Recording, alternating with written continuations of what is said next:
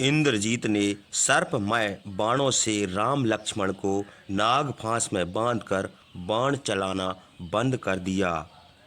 सुग्रीव, विभीषण, अंगद, हनुमान आदि सब बानर राम लक्ष्मण को अचेत धीरे धीरे सांस छोड़ते रुधिर से लथपथ बाण जाल में बंधे सरसैया पर सोते सांप की तरह फुफकारते बेहोश धूल में सोने की ध्वजा के समान पड़े हुए देखकर बड़े दुखित हुए।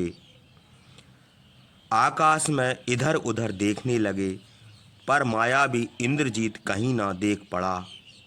विभीषण ने जब राक्षसी माया के बल से देखा, तब इंद्रजीत अपने सामने खड़ा दिखाई दिया। देवता दानव कोई भी उसे युद्ध में जीत नहीं सकता था। तेजस्वी, यशस्वी, पराक्रमी इंद्रजीत वरदान के प्रभाव से अदृश्य रहकर युद्ध करता था। राम लक्ष्मण को पृथ्वी पर घायल पड़े हुए देखकर इंद्रजीत सब राक्षसों को प्रसन्न करता हुआ अपनी प्रशंसा करने लगा। देखो, महाबली खरदूषण को मारने वाले राम लक्ष्मण मेरे बाणों से घायल पड़े हैं। अब इनको देवता दानव महर्षि कोई भी बाण जाल से छुड़ा नहीं सकता। जिसके कारण चिंता करते करते मेरे पिता को रात भर नींद नहीं आती थी, सैया पर नहीं सोते थे। 3 पहर रात यूं ही बीत जाती थी, जिसके कारण लंका नगरी वर्षा काल में नदी के समान व्याकुल थी। हमने उस अनर्थ की जड़ को काट दिया और सबको शांत कर दिया। जैसे शरद ऋतु में बादल निष्फल हो जाते हैं, वैसे ही राम लक्ष्मण और सब वानरों का पराक्रम निष्फल हुआ। यह कहकर इंद्रजीत सब राक्षसों के समक्ष वानर यूथपों पर भी प्रहार करने लगा। नील के 9 बाण और मैंद द्वैत के 3-3 बाण मारे। जामवन की छाती में 1 बाण, हनुमान के 10 बाण, गवाक्ष और सरप के 2-2 बाण मारे। फिर बड़ी फुर्ती से धूम्र और अंगद को अग्नि की शिखा के समान चमकते हुए बाणों से पीड़ित करके गरजने लगा। वानरों को पीड़ित और भयभीत करके हंसकर राक्षसों से बोला, हे राक्षसों, सुनो, हमने भयानक बाणों से राम लक्ष्मण को बांध लिया है। कपट युद्ध करने वाले राक्षस बड़े प्रसन्न और विस्मित थे। राम लक्ष्मण को मरा हुआ समझकर इंद्रजीत की प्रशंसा करके बादलों की तरह गरजे। युद्ध में विजयी इंद्रजीत बड़ा प्रसन्न था। सब राक्षसों को प्रसन्न करता हुआ वह लंका को चला गया। इधर राम लक्ष्मण की देह भर में बाण लगे हुए देखकर सुग्रीव बहुत घबराए। भय और क्रोध से व्याकुल होकर रोने लगे। तब विभीषण ने उनसे कहा, हे सुग्रीव, डरो मत, रोने का काम नहीं है। इन मायावी राक्षसों की विजय का कुछ ठिकाना नहीं रहता। ये लोग माया से भी ऐसे काम दिखाते हैं। हे वीर, यदि हम लोगों का भाग होगा तो महाबली महात्मा राम लक्ष्मण इस मोह को छोड़ देंगे। इसलिए आप प्रसन्न होकर मुझ अनाथ को भी प्रसन्न कीजिए। यह कहकर विभीषण ने सुग्रीव की आंखें धोईं और समय के अनुसार इस प्रकार उनसे कहा, हे वानर राज, यह समय व्याकुल होने का नहीं है। ऐसे समय में अत्यंत स्नेह करना भी उचित नहीं होता। इसलिए सब कामों का विनाश करने वाली व्याकुलता को छोड़कर जब तक राम लक्ष्मण को होश न आवे तब तक सेना की रक्षा कीजिए। जब इनकी मूर्छा जागेगी तब हम लोगों का भय दूर होगा।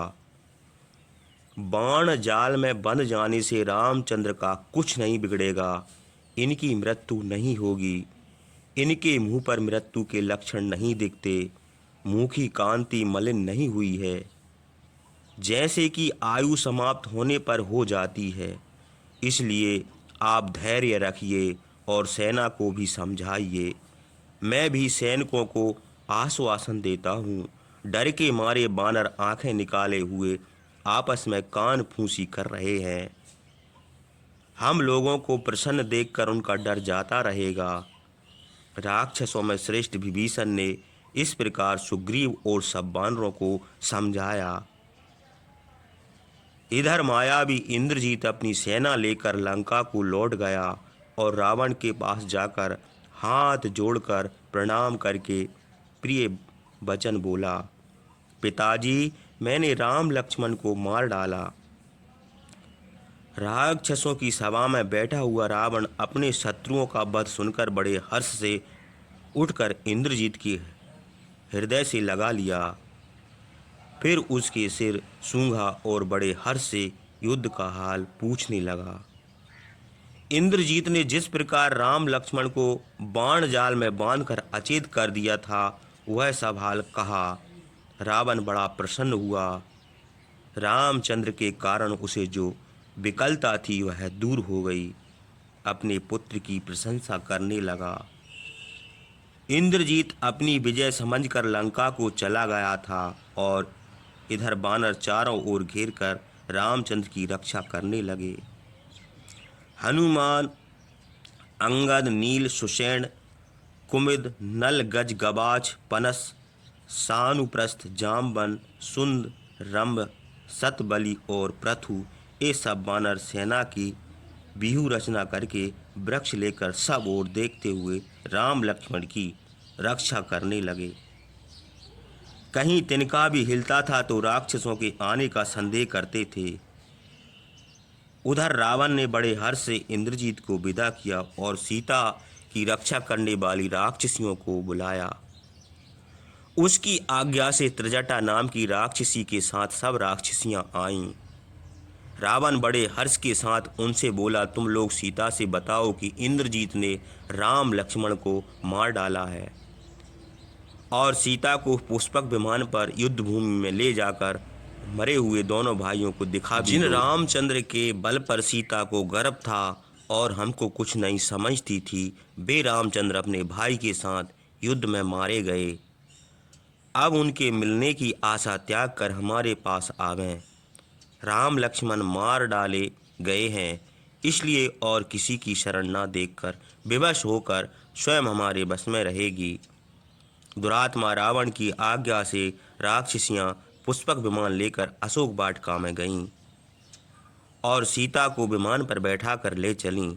रावण ने लंका में ढिढोरा पिटा दिया कि इंद्रजीत के हाथ से राम लक्ष्मण मारे गए। सीता त्रिजटा के साथ विमान पर बैठकर युद्ध भूमि में गई।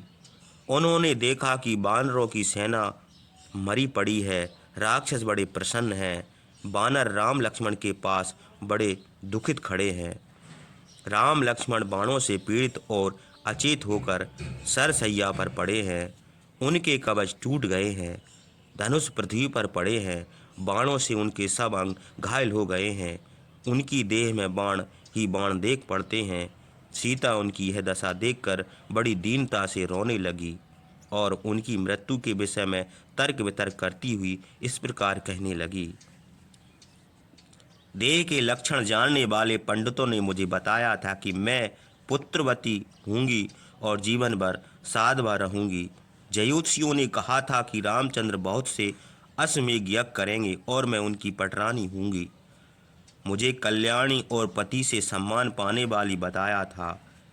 आज रामचंद्र के मारे जाने से उन लोगों के वचन असत्य हुए।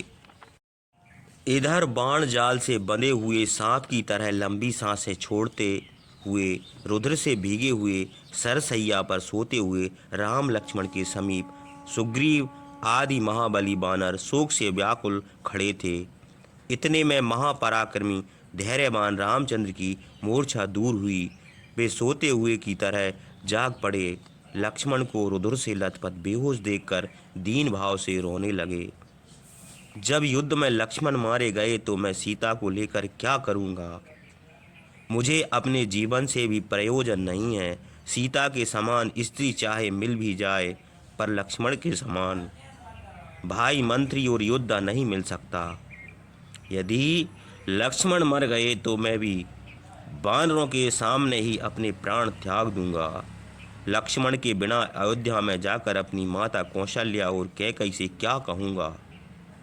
अपने पुत्र को देखने की आशा करती हुई सुमित्रा से क्या बताऊंगा। वे पुत्र के वियोग में कुर्री की तरह बिलखती होंगी। मैं उनको कैसे समझाऊंगा। लक्ष्मण मेरे साथ वन को आए थे। मैं उनके बिना अयोध्या में जाकर यशवी भरत और शत्रुघ्न से क्या कहूँगा। सुमित्रा का विलाप मुझसे ना सहा जाएगा, इसलिए मैं यहीं शरीर त्याग दूंगा। लक्ष्मण के बिना मैं जीवित रहना नहीं चाहता। मुझ पापी और असंभ्य को धिक्कार है। मेरे ही कारण लक्ष्मण सरसैया पर मृतक के समान सो रहे हैं। हे लक्ष्मण, जब मुझे कोई दुख होता था तब तुम मुझे समझाते थे, किंतु आज मैं इतना दुखित हूँ और तुम मुझसे नहीं बोलते। जिस पृथ्वी पर तुम्हारे मरे हुए बहुत से राक्षस पड़े हैं, उसी पर तुम भी बाणों से घायल होकर पड़ रहे। तुम्हारे सब अंगों में रुधिर लगा है। तुम बाणों की सैया पर सोते, अस्त होते हुए सूर्य के समान तुम्हारी दशा हो गई है। तुम्हारे मर्म स्थलों में बाण लगे हैं, इससे तुम बोल नहीं सकते। तुम्हारी आंखों से भी मालूम होता है कि तुम बहुत पीड़ित हो। वन को चलते समय जिस तरह हमारे पीछे चले आए थे, वैसे ही हम भी आज तुम्हारे पीछे अपने प्राण त्याग कर चले जाएंगे। लक्ष्मण ने कभी बड़े क्रोध में भी कठोर अप्रिय वचन मुंह से नहीं निकाले। कार्तवीर्य एक ही बेग में 500 बाण चलाता था, किंतु धनुधर लक्ष्मण उससे भी बढ़कर थे। इंद्र के अस्त्रों को भी आपने बाणों से काट सकते थे। मायावी राक्षस सन्मुख युद्ध करके उनको परास्त नहीं कर सकता था। उसने माया के बल से युद्ध किया। वीर लक्ष्मण बहुमूल्य सैया पर सोने के योग थे। वे इस समय पृथ्वी पर पड़े हैं। मैंने प्रतिज्ञा की थी कि विभीषण को राक्षसों का राजा बनाऊंगा। वह प्रतिज्ञा मिथ्या हो रही है। यह शोक मुझे और भी जलाए देता है। हे सुग्रीव, अब मैं असत्यवादी हुआ। अब तुम किष्किंधा को लौट जाओ, नहीं तो रावण तुमको परास्त कर देगा। अंगद और नल, नील आदि यूथों को लेकर समुद्र उतर जाओ। ऋक्षराज जाम्बन, अंगद, मैंद, द्वैद, केसरी, संपाति, गवय, गवाक्ष, सरभ, गज और अन्य बानरों ने युद्ध में जो वीरता की है, उससे मैं बहुत संतुष्ट हूँ। इन लोगों ने अपने जीवन की आशा छोड़कर हमारे लिए युद्ध किया है। हे सुग्रीव, भाग में जो बधा होता है उसे कोई हटा नहीं सकता। तुम धर्मात्मा हो। तुमने मित्र और सुहृदय के कर्तव्य का पालन किया है। हे बानरों, तुम लोगों ने भी मित्र कार्य अच्छी तरह से किया है। अब हमारी आज्ञा से अपने अपने स्थान को चले जाओ। रामचंद्र का यह रोना सुनकर बानर भी रोने लगे। रोते रोते बानरों की आंखें लाल हो गईं। उसी समय सैनिकों को उचित स्थान पर नियुक्त करके विभीषण हाथ में गदा लिए रामचंद्र के पास आए। काजल के ढेर के समान काले विभीषण को आते देखकर उनको इंद्रजीत समझकर बानर भागने लगे। बानरों को भागते देखकर बानर राज सुग्रीव ने कहा, यह क्या कारण है कि प्रचंड वायु से बहती हुई नाव की तरह हमारी सेना भाग रही है। अंगद ने उत्तर दिया कि क्या आप नहीं देखते, महारथी वीर राम लक्ष्मण घायल होकर रुधिर से भींगे हुए सरसैया पर पड़े हैं। सुग्रीव ने कहा, सेना के भागने का यह कारण नहीं है, किसी के डर से भाग रही है। बानरों ने अस्त्र फेंक दिए। डर के मारे उनकी आंखें चंचल हो गईं और उदास होकर भाग चले आ रहे हैं। एक दूसरे को देखकर लज्जित नहीं होते, पीछे फिरकर कोई नहीं देखता। दूसरों को भागने के लिए आकर्षित करते हैं। जो गिर पड़ते हैं उनको नाकते चले जाते हैं। सुग्रीव की यह कहे ही रहे थे, उसी समय हाथ में गदा लिए हुए वीर विभीषण आए। उन्होंने रामचंद्र और सुग्रीव की जय कहकर आशीर्वाद दिया। विभीषण को देखकर और यह समझकर कि इन्हीं के डर से वानर भाग रहे हैं, सुग्रीव ने समीप बैठे हुए जामवंत से कहा, विभीषण आए हैं। इन्हीं को देखकर इंद्रजीत की आशंका से वानर भाग जाते हैं। आप शीघ्र जाकर इन भागते हुए वानरों से कहिए कि इंद्रजीत नहीं है, विभीषण है।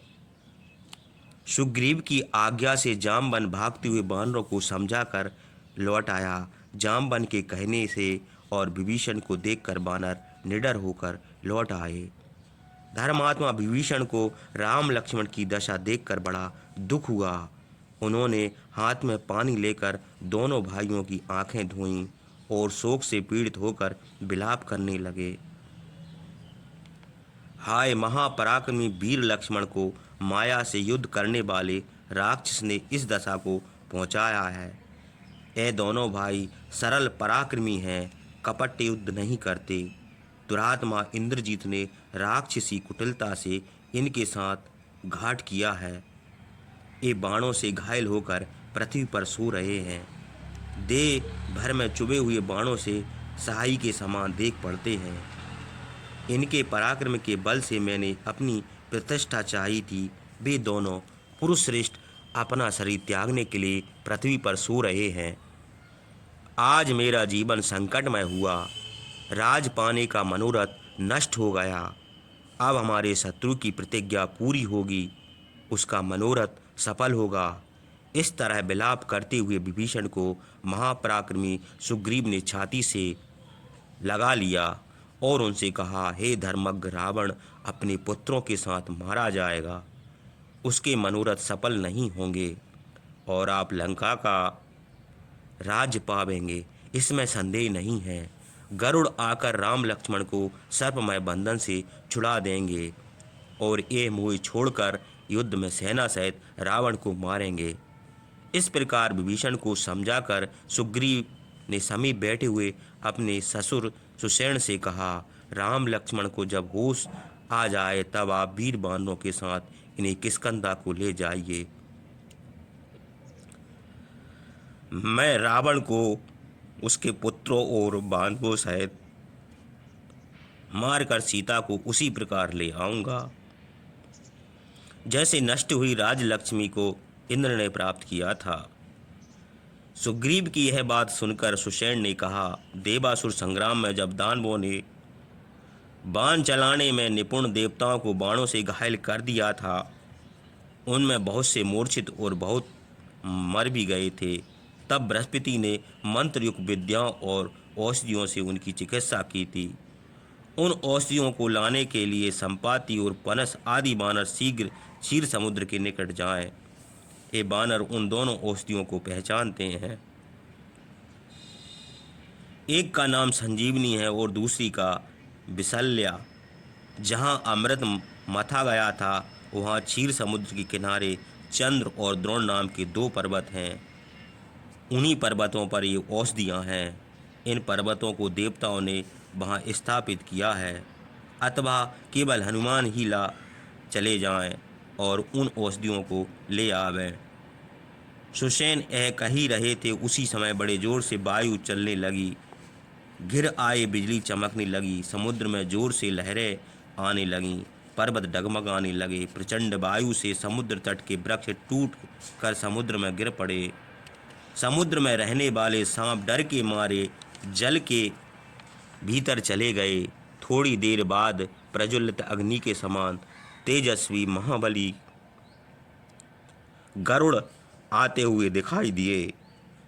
जिन सांपों ने बाण रूप होकर राम लक्ष्मण को बांधा था, वे गरुड़ को देखकर भाग गए। गरुड़ ने राम लक्ष्मण की पीठ पर हाथ फेरा। चंद्रमा के समान सुंदर उनके मुंह पर भी हाथ फेरकर उनको प्रसन्न किया।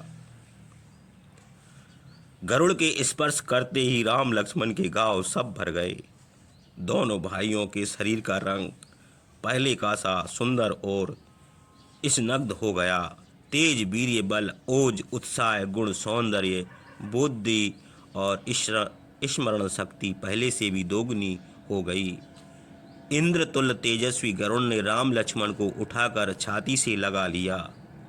रामचंद्र ने प्रसन्न होकर गरुड़ से कहा, इंद्रजीत के बाणों से जो पीड़ा हमको हुई थी वह आपकी कृपा से दूर हो गई। आपने हम दोनों भाइयों को फिर बलवान कर दिया। आपको देखकर हमको वैसा ही हर्ष हुआ जैसा आपने पिता और पितामह को देखकर होता है। अब यह बताइए कि दिव्य फूलों की माला पहने, दिव्य चंदन लगाएं, स्वच्छ वस्त्र धारण किए, दिव्य आभूषणों से भूषित रूप संपन्न आप कौन हैं? महातेजस्वी महाबली पक्षीराज गरुड़ ने प्रसन्न होकर कहा, हे रामचंद्र, हम आपके प्राणों के समान प्रिय मित्र हैं। हमारा नाम गरुड़ है। आपकी सहायता के लिए यहाँ आए हैं। माया के बल से दुरात्मा इंद्रजीत ने जिन भयानक बाणों से आपको बांध दिया था, उस बंधन से हमारे सिवा महापराक्रमी दानव, महाबली बानर, गंधर्व, देवता और इंद्र भी नहीं छुड़ा सकते थे। कद्र के पुत्र महाविस्तर सांप राक्षस की माया से बाण रूप होकर आपको बांधे हुए थे, इसलिए हम आए हैं। अब आप सावधानी से रहें, क्योंकि युद्ध में माया करना राक्षसों का स्वाभाविक बात है और आप दोनों भाई सरल और शुद्ध स्वभाव, युद्ध में राक्षसों का विश्वास ना कीजिएगा। सब राक्षस इंद्रजीत के समान माया भी हैं। महाबली गरुड़ ने रामचंद्र को फिर छाती से लगाकर कहा, शत्रुओं पर भी दया करने वाले हैं। रामचंद्र, अब मुझे आज्ञा दीजिए, मैं जाऊंगा। मेरी मित्रता के विषय में कुछ आश्चर्य ना कीजिए। जब रावण को मारकर आप कृतकार्य हो जाएंगे तब आपको हमारी मित्रता भी मालूम हो जाएगी। बालक और मूढ़े राक्षसों को छोड़कर लंका के सब राक्षसों का विनाश कीजिए। आप शत्रु रावण का वध करके सीता को प्राप्त करेंगे। यह कहकर महापराक्रमी गरुड़ रामचंद्र की प्रदक्षिणा करके उनको हृदय से लगाकर आकाश मार्ग से पवन के समान वेग से चले गए। रामचंद्र को स्वस्थ देखकर सब बानर सिंह के समान गरजने और पूंछ हिलाने लगे। बानर जिस तरह पहले कूदते फांदते थे वैसे ही फिर प्रसन्न होकर कूदने फांदने लगे। हाथों में पर्वत और वृक्ष लेकर युद्ध के लिए खड़े हो गए। गरज कर राक्षसों को भयभीत करते हुए लंका के द्वारों पर जा पहुँचे। जैसे बरसात में आधी रात के समय बादलों के गरजने का शब्द भयानक होता है, वैसे ही बानर यूथों का गरजने का शब्द होने लगा। बानरों का गरजना सुनकर रावण अपने मंत्रियों से बोला, देखो, बानर बड़े हर्ष से बादलों के समान गरज रहे हैं। जान पड़ता है कि ये बहुत प्रसन्न है। इनके सिंहनाद से समुद्र कांप उठता है। राम लक्ष्मण दो ही भाई समर्पण बाणों से बंधे पड़े हैं और बानर इस तरह गरजते हैं, इससे हमको बड़ी आशंका होती है। राक्षस राज रावण मंत्रियों से यह कहकर समीप बैठे हुए राक्षसों से बोला, तुम लोग शीघ्र जाकर मालूम करो कि शोक के समय बानरों का हर्ष का क्या कारण है। रावण की आज्ञा पाकर राक्षसों ने लंका की चार दीवारी पर चढ़कर महात्मा सुग्रीव को सुरक्षित बानरों की सेना को देखी। भाग्यवान राम लक्ष्मण दोनों भाई बंधन से छूट गए थे। उनको देखकर राक्षसों को बड़ा दुख हुआ। वे भयभीत होकर चार दीवारी से उतर आए और उदास होकर रावण के पास गए। बोलने में चतुर राक्षसों ने यह अप्रिय समाचार इस प्रकार रावण से निवेदन किया, इंद्रजीत ने युद्ध में जिन दोनों भाइयों को समर्पण बाणों से बांध दिया था, जिनके हाथ हिलने की भी शक्ति नहीं थी, वे इस समय बंधन से छूटे हुए दिखाई देते हैं। गजराज के समान पराक्रमी दोनों भाई बंधन काटकर उठ बैठे हैं। राक्षसों की यह बात सुनकर महाबली राक्षस राज का मुंह चिंता और क्रोध के मारे उदास हो गया। वह कहने लगा कि इंद्रजीत को वरदान मिला है। उसने विषधर सांपों के समान सूर्य की तरह चमकते हुए अमोघ बाणों से परास्त करके राम लक्ष्मण को बांध लिया था। यदि ऐसे बंधन से भी हमारे शत्रु छूट गए तो अब हमको संदेह है कि हम ठीक ठीक उनका बल नहीं समझ सके थे। अग्नि के समान बाण निष्फल हुए और हमारे शत्रु जीवित बच गए। रावण यह कहकर क्रोध के मारे सांप की तरह लंबी सांसें छोड़ता हुआ धूम्राक्ष नामक राक्षस से बोला, हे भीम विक्रम, तुम राक्षसों की बहुत बड़ी सेना लेकर बानरों के साथ रामचंद्र को मारने के लिए शीघ्र जाओ। राक्षस राज की आज्ञा से द्रुमाक्ष उनकी प्रदक्षिणा करके राजभवन से चला। उसने सेनापति से कहा कि सेना शीघ्र तैयार करो। सेनापति ने रावण की आज्ञा से सेना को जाने की आज्ञा दी। भयानक राक्षस बड़े हर्ष से गरजने लगे। शूल, मुदगर, गदा, पठिस, दंड, मूसल, परिघ, भिंदीपाल, भाला, पास और पस्सु आदि अनेक प्रकार के अस्त्र शस्त्र लेकर बादलों के समान गरजते हुए चले। बहुत से राक्षस कवच पहनकर ध्वजा पातका और आभूषणों से सजे हुए रथ पर चढ़कर चले। उनके रथों में गधे जुते थे। बहुत से राक्षस तेज घोड़े और मत वाले हाथियों पर सवार होकर चले। ध्रुमराक्ष भी गधों की रथ पर सवार होकर गरजता हुआ चला। वह अपनी सेना लेकर पश्चिम के द्वार पर गया, जिस पर हनुमान हंसते हुए खड़े थे। आकाश में उड़ते हुए अशुभ पक्षी धूम्रराज को रोकने लगे। एक गिद्ध उसके रथ पर कूद पड़ा। मांस खाने वाले